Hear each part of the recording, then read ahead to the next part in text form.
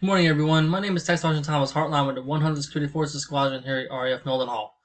Today we're going to be talking about leadership and the role that it plays in project management. Today I'm going to be taking you through some leadership concepts that will be vital in planning a project from cradle to grave. So just a quick overview, we're going to be defining leadership and management. I'm giving you a brief background on the Combat Arms Armory remodel we did at Hurlburt Field. And with that, the team dynamics as far as the planning process went. The project management process for the remodel was actually very smooth compared to what it probably could have been. And last but not least, we're going to be going over the mission and work center impact that this remodel had once it was completely finished.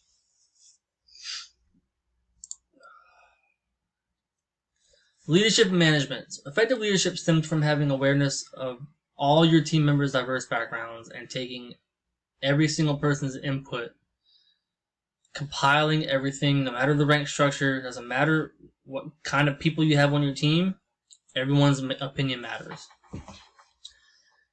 Managers might not always do that though, so they might not always involve the human aspect as much as they should. Managers usually tend to be more goal-oriented. They usually focus on that final product, that very, very final product. So some brief background on the Armory remodel. Mainly what it comes down to is we did not have enough storage room to store the maximum amount of ammo that we were supposed to. So we forecast for 250,000 rounds per fiscal year, and our storage capacity at the time before the remodel was 195,000. So as you can see, there's an 80,000 round difference in storage capacity that we needed to make up for. The less rounds that we can store, it limits the size of each class that we can teach, which then in turn, more classes per month. So what this does, it actually strains that family dynamic when our instructors are at home with their wives and their children or their significant others. It just strains that relationship so much because they're at home a lot less. It also gives us less opportunity to have team building days, which personally believe they're very important, especially if you have people that work in a shop or a work center or a unit for 3, 4, 5 years or more. Those team building days are crucial.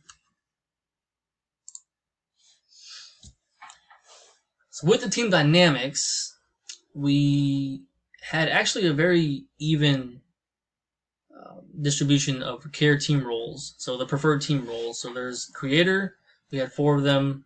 We had 3 advancers, 3 refiners, and 3 executors. Our team leader, as a matter of fact, acted as a flexor because he actually had a master's degree in program management.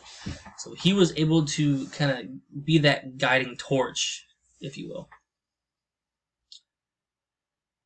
So during the initiation process, most of the creators' ideas passed directly through the Z process multiple times before they even made it to the executors for implementation.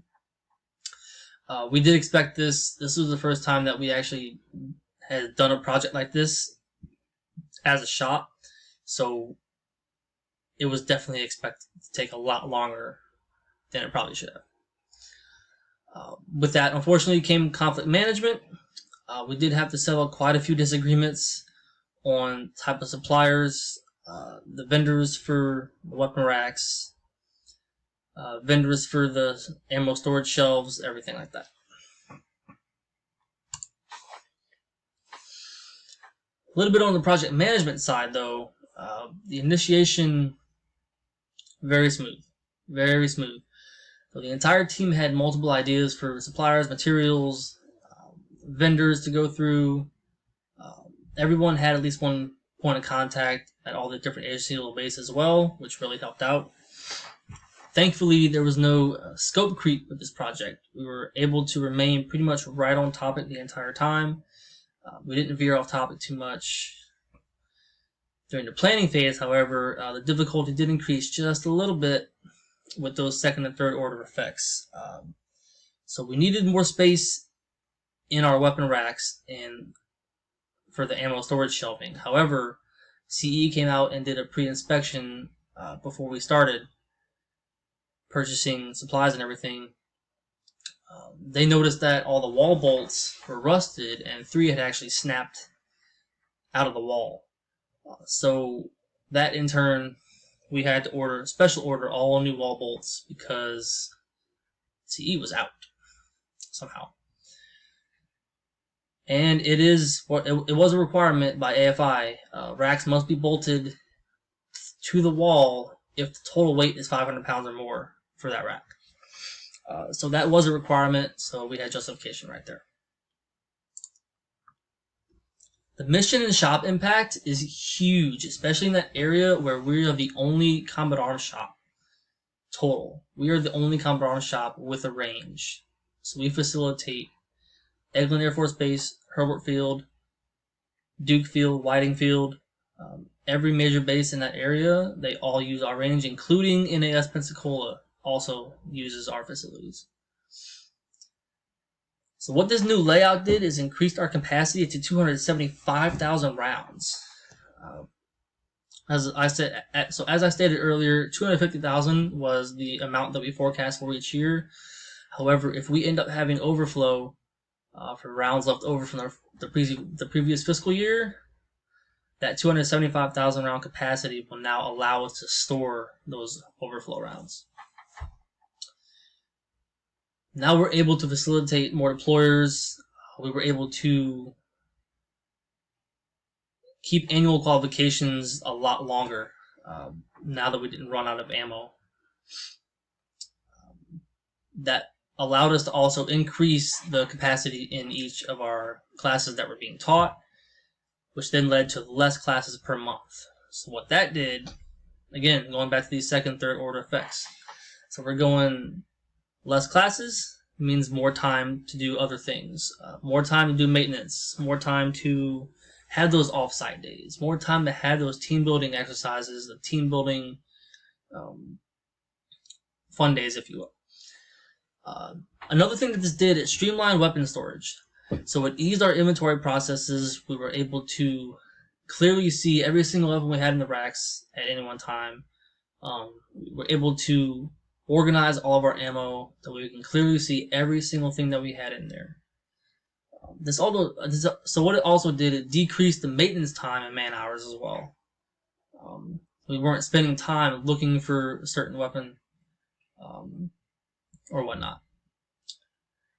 Another great thing, we found the perfect supplier vendor for the weapon racks because they contracted it for 10 years. So they're under warranty for 10 years as of 2017.